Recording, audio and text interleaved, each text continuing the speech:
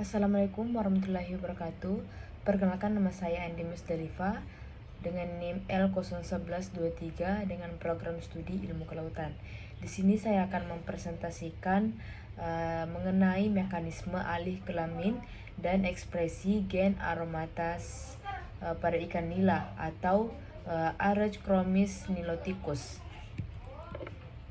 yang dimana ada latar belakang yaitu ikan nila jantan memiliki pertumbuhan lebih cepat dibanding betina, sehingga budidaya populasi jantan lebih menguntungkan. Salah satu cara untuk mendapatkan ikan jantan adalah dengan teknik alih kelamin melalui manipulasi ekspresi gen aromatase enzim yang mengubah androgen menjadi estrogen.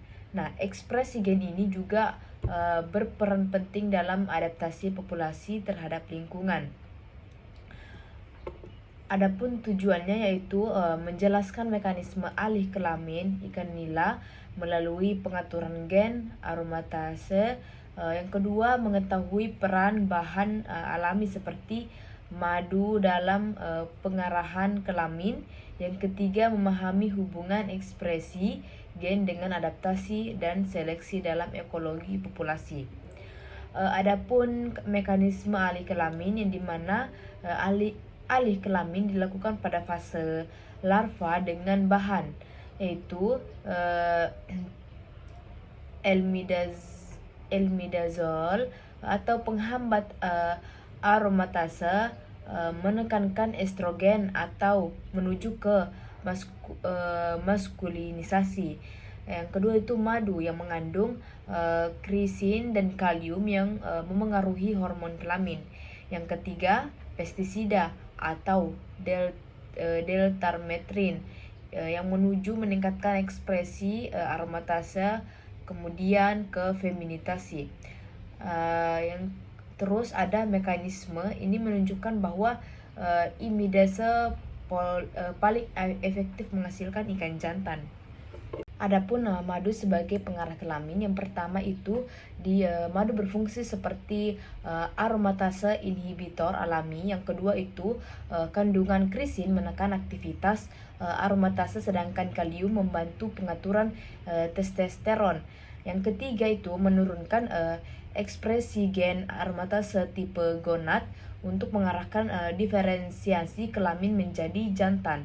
Yang keempat itu dia madu hutan.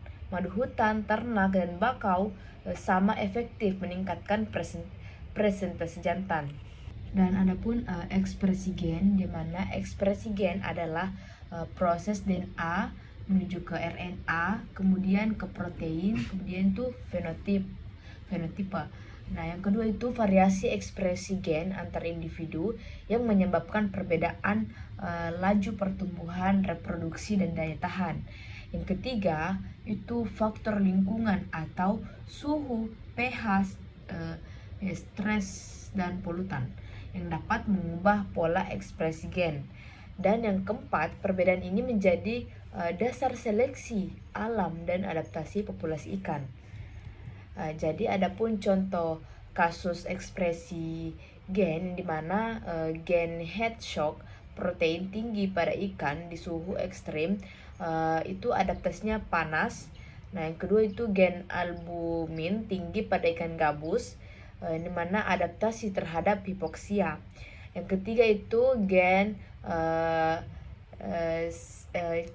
CP450 meningkatkan pada ikan di perairan tercemar atau disebut dengan indikator pencemaran. Oke, baik, jadi dapat disimpulkan bahwa ekspresi gen aromatase memiliki peran utama dalam menentukan arah perkembangan kelamin ikan nila.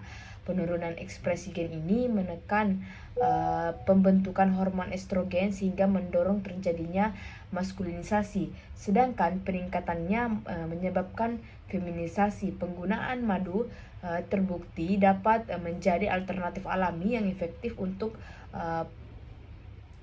pengarahan kelamin jantan melalui mekanisme penekanan ekspresi gen aromatase tanpa efek samping bahan kimia sintetis.